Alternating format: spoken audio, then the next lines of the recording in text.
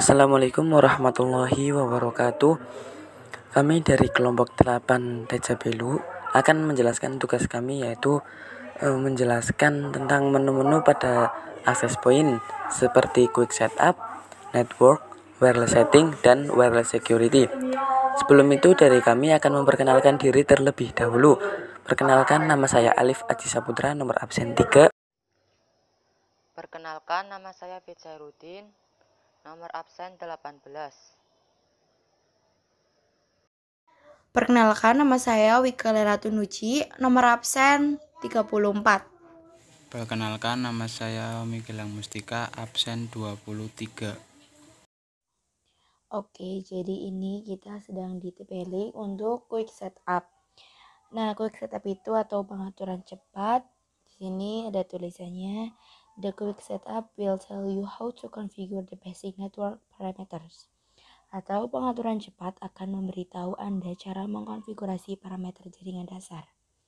To continue, please click the next button. Untuk memulai, kalian bisa pilih next, dan untuk keluar kalian bisa klik exit. Oke, kita pilih next.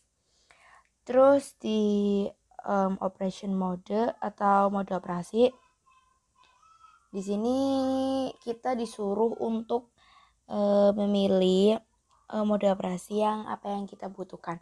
Di sini saya memilih access point. Nah, access point ini gunanya untuk mengubah jaringan kabel yang ada menjadi jaringan nirkabel.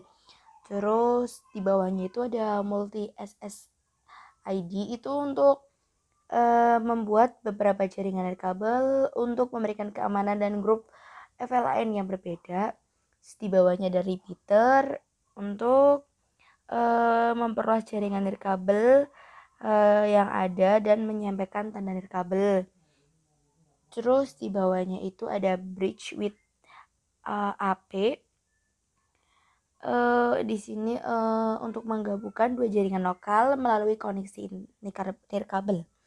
Terus di bawahnya client ini tuh bertindak sebagai adaptor nirkabel untuk menghubungkan perangkat kabel Anda. Misalnya Xbox, PS3 ke jaringan nirkabel. Oke, selanjutnya kita klik next. Terus di sini tuh ada pengaturan nirkabel. Nah, di sini tuh wireless network name atau SSID-nya itu kita terserah ya, bisa pakai nama ini juga atau kita bisa ganti dengan nama kita sendiri, terserah kita aja.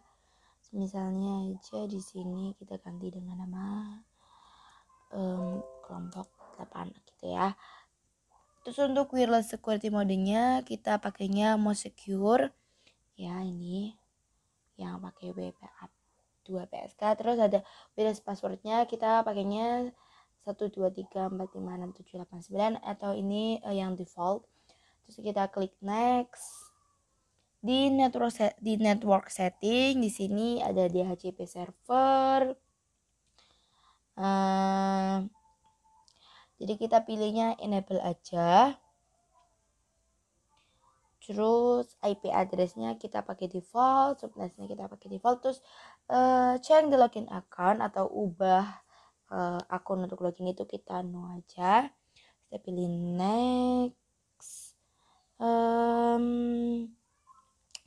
Oke, di sini terakhir finish ya. Untuk finish kita di sini ada tulisannya wireless settingnya, operation modenya S-point, wireless security modenya pakai most secure, wireless passwordnya pakai tadi 123456788. Terus network settingnya kita login akunnya admin, usernya admin, passwordnya admin, LAN IP addressnya pakai 192.168.0.254. Terus DHCP server kita pakainya disable. Oke, setelah itu kita klik tombol reboot. Nah, nanti ada tulisannya emulator TP-Link.com menyatakan are you sure to reboot the router, kita pilih oke. Nah, sebenarnya tuh di sini ada proses selanjutnya, yaitu proses loading configure TP-Link. Nah, tapi karena ini cuma emulator atau tampilan saja, jadi tidak ada proses konfigurasi TP-Link. Jadi nanti gambarnya seperti ini ya. Contohnya seperti ini.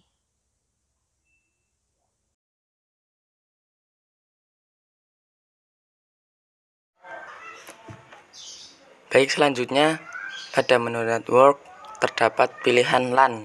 Nah, LAN di sini terdapat pilihan seperti MAC address, tipe, IP address, subnet mask, dan gateway.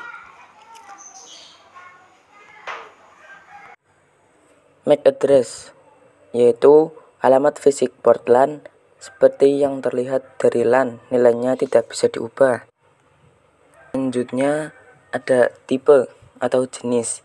Di sini ada dua jenis, yaitu static IP dan dynamic IP. Yang mana static IP adalah IP statis yang berubah-ubah atau tidak tetap, disetting sendiri, dan IP dynamic adalah IP yang didapatkan dari server dan IP-nya pun tetap. Lalu selanjutnya ada IP address. IP address di sini adalah alamat IP sistem yang disetting oleh kita sendiri. Terserah tapi sebelum men-setting IP address, memilih tipenya dulu, mau statik atau dinamik. Lalu untuk subnet mask yaitu kode alamat yang menentukan ukuran jaringan. Di sini karena IP address-nya kelas C, maka subnet mask-nya seperti berikut. Lalu selanjutnya ada gateway.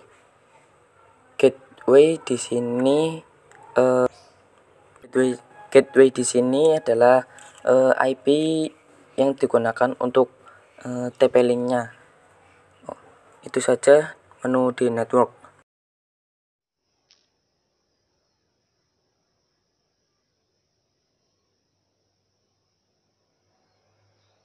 Sekarang masuk pada menu wireless setting. Pada wireless network name ini, fungsinya untuk membuat nama SSID-nya. Harus nama yang sama ditetapkan untuk semua perangkat nirkabel di jaringan. Pada region ini, fungsinya untuk menentukan wilayah di mana fungsi nirkabel access point dapat digunakan. Mungkin ilegal menggunakan fungsi nirkabel dari access point di wilayah selain dari yang ditentukan dalam bidang ini. Pada channel ini, fungsinya untuk menentukan frekuensi operasi mana yang akan digunakan. Tidak perlu mengubah saluran nirkabel, kecuali jika melihat masalah interferensi dengan titik akses terdekat lainnya.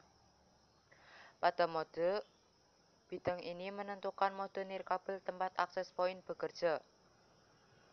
Pada channel width, fungsinya untuk bandwidth saluran nirkabel. Setelah semua disetting, maka pilih Save.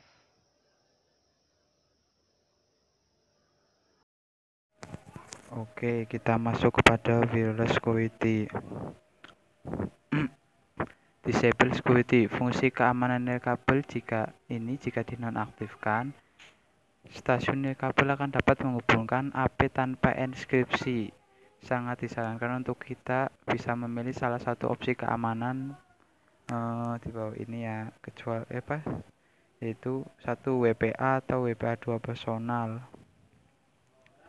Yang kedua WPA atau WPA 2 enterprise. Yang ketiga web. Penjelasannya itu WPA atau WPA 2 pribadi.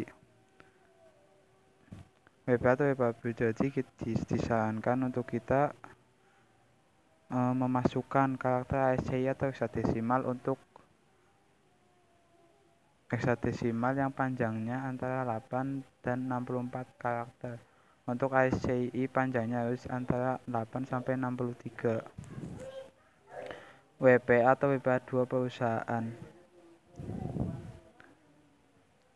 Untuk WPA atau WPA 2 perusahaan ini, kunci yang harus dimasukkan yaitu antara 0 sampai 30 hexadesimal dan menonaktifkan update.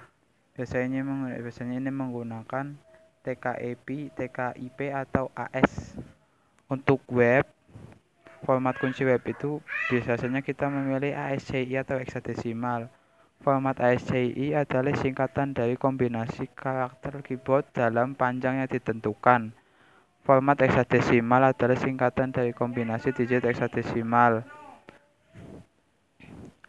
Untuk inskripsi 64 bit, kita dapat memasukkan kode 10 digit heksadesimal atau 5 karakter ASCII. Untuk inskripsi 128 bit, kita bisa memasukkan kode 26 digit heksadesimal atau 13 karakter ASCII. Untuk inskripsi 152 bit, dapat kita memasukkan 32 digit heksadesimal atau 16 karakter ASCII. Catatan, jika kita tidak mengatur kunci, fungsi keamanan nirkabel masih dinonaktifkan meskipun kita telah memilih syarat key sebagai jenis kode autentikasi. Oke, cukup sekian. Terima kasih.